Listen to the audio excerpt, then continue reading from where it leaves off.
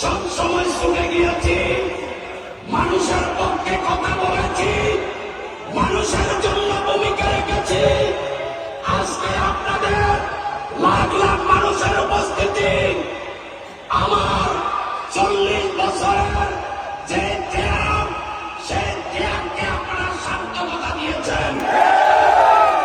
আমি আপনার কাছে শুকরিয়া আদায় করতেছি।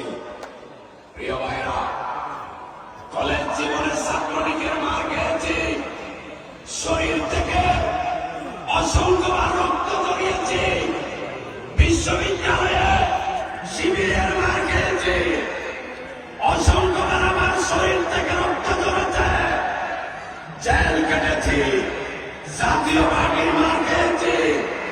বিগত শেখ হাসিনার বলে 17 বছর আমার উপর কি জুলুম চলেছে আপনারা জানেন। আমি গণ্যমান্য চেয়ারম্যান ছিলাম। চেয়ারম্যানরা সরকারের বিরুদ্ধে যায় না, আমি কিন্তু সেটা মানি নাই। 2020 সালে বাঁশখালীর মানুষ সমগ্র বাংলাদেশের মতো যখন করোনায় আক্রান্ত, ঘর থেকে বের হতে পারছে না, আমি বাংলাদেশ জাতীয়তাবাদী দলের ভারপ্রাপ্ত চেয়ারম্যান তারেক রহমানের ব্যানারে বাঁশখালীর হাজার হাজার পরিবারের সাথে কমপক্ষে 30,000 পরিবারের খোঁজখবর নিয়েছিলাম। কার ব্যানারে? বিএনপি এবং বিএনপির ভারপ্রাপ্ত চেয়ারম্যানের ব্যানারে। যে কারণে সেই সময়কার আওয়ামী লীগ সরকার আমার সমস্ত ব্যবসা বাণিজ্য ছিনিয়ে নিয়ে গিয়েছিল। প্রিয় ভাইরা, শুধু কি তাই? 2023 সালে শেখ মুজিব এবং শেখ হাসিনাকে কটূক্তি করার মিথ্যা অজুহাত তুলে আমাকে গণ্যমান্য নির্বাচিত চেয়ারম্যান পদ থেকে আমাকে বরখাস্ত করা হয়েছিল। সেই চেয়ারম্যানশিপ গত জুন মাসের 26 তারিখ হাইকোর্টের আদেশে আবার আমি ফেরত পেয়েছি। শুধু তাই, 2018 সালে শহীদ প্রেসিডেন্ট জিয়াউর রহমানের মৃত্যুবার্ষিকী উদযাপন করতে গিয়ে আমাদের পেছনে আলাউল কলেজের মাঠে পুলিশ আমাকে গ্রেপ্তার করতে আসে। আমাদের কর্মীরা এই গেটের মধ্যে পুলিশকে ব্যারিকেড দেয়। আমি তখন 24 মামলার আসামি। আমি সেখানে বক্তব্য দিয়ে আমি চলে যাওয়ার পর তারপর দিন আখতারুজ্জামান চৌধুরীর ভাগিনা আব্দুল্লাহ কবির চৌধুরী লিটন বাদী হয়ে আমার বিরুদ্ধে রাষ্ট্রদ্রোহ মামলা করেছিল। আপনাদের মনে আছে? এরপরের দিন এমপি মুস্তাফিজুর রহমানের পিএস মরহুম চেয়ারম্যান তাজুল ইসলাম বাদী হয়ে শেখ হাসিনাকে গালি দিয়েছি বলে মানহানি মামলা করেছিল। বিএনপি কি শুধু বাঁশখালীতে আমি করেছিলাম? চেয়ারম্যান থেকে বরখাস্ত হইল আমি, রাষ্ট্রদ্রোহ মামলা খাইল আমি, মানহানি মামলা খাইল আমি। এটাতে কি শেষ? 2023 সালে 28 অক্টোবর ঢাকা পল্টনে পুলিশ মার্ডার হয়েছিল, ঠিক কিনা? সেই মামলায় চট্টগ্রাম কারাগার থেকে আমাকে ঢাকায় রিমান্ডে নিয়ে আমাকে সোনেরতে দিয়ে আমাকে নির্যাতন করা হয়। আপনারা জানেন না? এটাতে কি শেষ? আরো আছে। হাটারাজারি থানায় নাশকতার মামলায় আমাকে আসামি করা হয়। বাকুলিয়া থানায় আমাকে আসামি করা হয়। কোতোয়ালি থানায় আমাকে আসামি করা হয়। পাঁচলাইশ থানায় আমাকে আসামি করা হয়। আমি তো রাজনীতি করি বাঁশখালী, আমি তো রাজনীতি করে চট্টগ্রাম দক্ষিণ জেলায়, চট্টগ্রাম শহরের রাজনৈতিক মামলাগুলো থেকেও আমাকে বাদ দিত না। সেটা আমার দল কিছুদিনের জন্য ভুলে গেলেও আপনারা কিন্তু মনে রেখেছেন।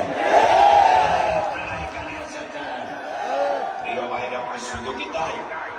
28 অক্টোবরের পরে 28 অক্টোবরের পরে সমগ্র বাংলাদেশে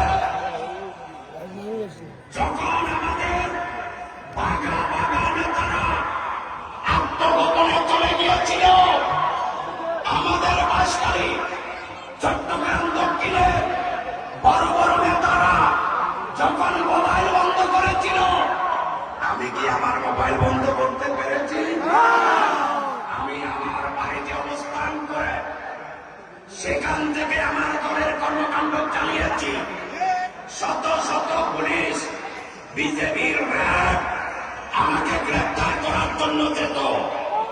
গন্ডামারা এবং বাসকারী মা বোনেরা, আমার বাপ ভাইয়েরা প্রতিরোধ করে আমাকে গ্রেপ্তার করতে দেয় না। আমি আমার বাড়িতে প্রতিদিন বড় বড় মিটিং করতাম। সারা বাসকালীতে আমার কর্মীরা হরতাল করে, অবরোধ করে রাত্রে আমার বাড়িতে গিয়ে আশ্রয় নিত। আমি সেখানে হাজার হাজার মানুষ নিয়ে বক্তৃতা দিতাম। আপনাদের মনে আছে তো? শুধু তাই নয়, দামি নির্বাচনের আগের দিন, দামি নির্বাচনের দিন, দামি নির্বাচনের পরের দিন আমার কর্মীরা জীবনের ঝুঁকি নিয়ে এই উপজেলায় মিছিল করেছিল কিনা?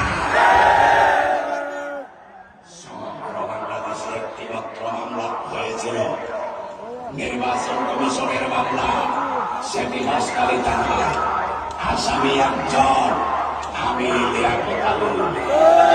বাংলাদেশের নির্বাচন কমিশনের একমাত্র মামলা হাসখালী হয়, একমাত্র আসামি আমিও ছিলাম। এই মামলাগুলো থেকে যখন দামি নির্বাচনের 1 মাস পরে আমি ঢাকায় মহামান্য সুপ্রিম কোর্টের হাইকোর্ট ডিভিশনে জামিনের জন্য যাই, সেখান থেকে আমাকে গ্রেপ্তার করা হয়। আমাকে গ্রেপ্তার করে চট্টগ্রাম জেলা পুলিশকে সোপর্দ করে ঢাকার ডিবি হারুন বাহিনী। চট্টগ্রাম জেলা পুলিশ বাঁশখালী থানায় এনে আমাকে শুইয়ে রেখে আমার বাড়িতে অস্ত্র উদ্ধার নাটক দেখিয়েছে। ভোরের মধ্যে গিয়ে সাবমিশন দিয়েছে, আমাকে নাকি গন্ডামারায় নিয়ে গিয়েছে। আমাকে কি গন্ডামারায় নিয়েছিল? গন্ডামারায় যদি নিত, গন্ডামারার সাধারণ মা বোনেরা, সাধারণ মানুষ তাদেরকে আজকে দিত। তারপরের দিন করে বানোয়াট মামলা দেওয়া হলো। 10টি দেশি বিদেশি অস্ত্র, 132 রাম গুলি, 80 কেস, এইরকম জঘন্য মিথ্যা এবং বানোয়াট মামলা দিয়েছে।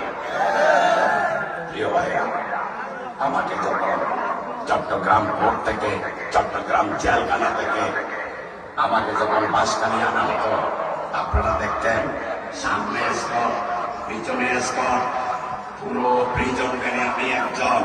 আমার হাতে ধরা, পায়ে ডাঙ্গা বেরি, গাড়ি ব্রেক করলে আমি সামনে গিয়ে ধাক্কা খেতাম, গাড়ি স্টার্ট দিলে আমি পিছনে গিয়ে ধাক্কা খেতাম।